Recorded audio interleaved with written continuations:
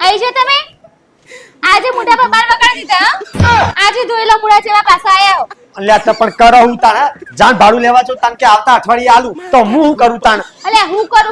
કરી રહ્યો બોલતા નહીં આવડતું તમને કહેતા નહીં આવડતું કે ભાઈ પહેલી તારીખે ભાડું જોવે એટલે જોવે જ હા એક ઘર સમારું કોઈ ધર્મશાળા નહીં અને રે કોઈ દોન પેટીમાં દોન નાખીને ઉપકાન નહીં કરતા આપણે આગળ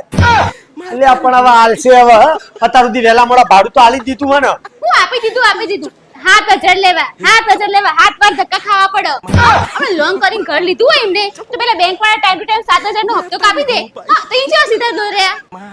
તે પણ હવે આલશે હવે મને હું હમણાં બધું તાણતું તો તમને હમણાં તો ઈને હમણાંમાં જાવ હા અમે તમને 1000 વાર કીધું હો કે આ વખતે મને ભાડું લેવા જવા દો પણ તમે મારું ઓભળતા નહીં યાર ઓ મારા ગદાધારી ભી નહીં જવું તારા લીધે ત્રણ ભાડવા તો ઘર ખાલી કરીને જતા રહ્યા આ ચોથું જતું રહેશે ઘર બનાવવાનું હતું એટલે મારા બાપના જોડેથી પૈસા લેવાના હતા એટલે તો મને આગળ કરી હતી એટલે તેમ કહેતા હતા તું જા તને બોલતા સારું આવડે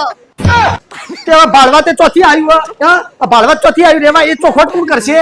તમે તો ભાડવતના મોઢા પર ચડાયો મી ભાડવા તો મોઢા પર ચડાયો અલે બાપા સેજ દબોણ કરીએ ને સેજ દબોણ હા બક હાલના હાલ લાવા ભાડું હા એ કે તારા બાપ ને તારો બાપ કે તને અને તું કે મને એટલે સેવટી બોચી તો મારી જ જલવાની ને આમ તો બહુ ફોકઈઓ મારતા હતા ને આમ તો વાઘના ખુલા પાડતા હતા ને એટલું બોલતા નહીં આવડતું આરું મન તો સમજાતું નહીં ઘરનો માલિક એ હક તમે હો અલ્યા બાપા ઘરનો માલિક હું છું હા તારા બાપના જોડે પૈસા લીધા જેવું ઘર બની ગયું તરત જ તારા બાપ આવી જાય ભાઈ ભાડા આલું હોય જમાઈ તો અમાર ગામના ને ભાડા આલજો આયુ કોણ ભાડું આયુ તો તારું હગું ને તારા પિયર થી ને પણ અમે તારા ગામનું પાણી તો હું જોણું ને હું ધરી રહ્યો પીન હા ઈમ કોક આ મારા બાપે ભાડો તોધી આલ્યો ને પેટમાં ઈનું દુખાયો પણ મે સાચી વાત આ સુધી મારા બાપે જે ઓધી આલ્યો ને એ બધું લોચાવાળું જ છે હવે તું જો ગોળ ગોળ વાતો કરી તું વાત મારા પર ના લાય તને કહી દઉં આ આખી વાતમાં મેં તમારું નામ લીધું મેં તમને કશું કીધું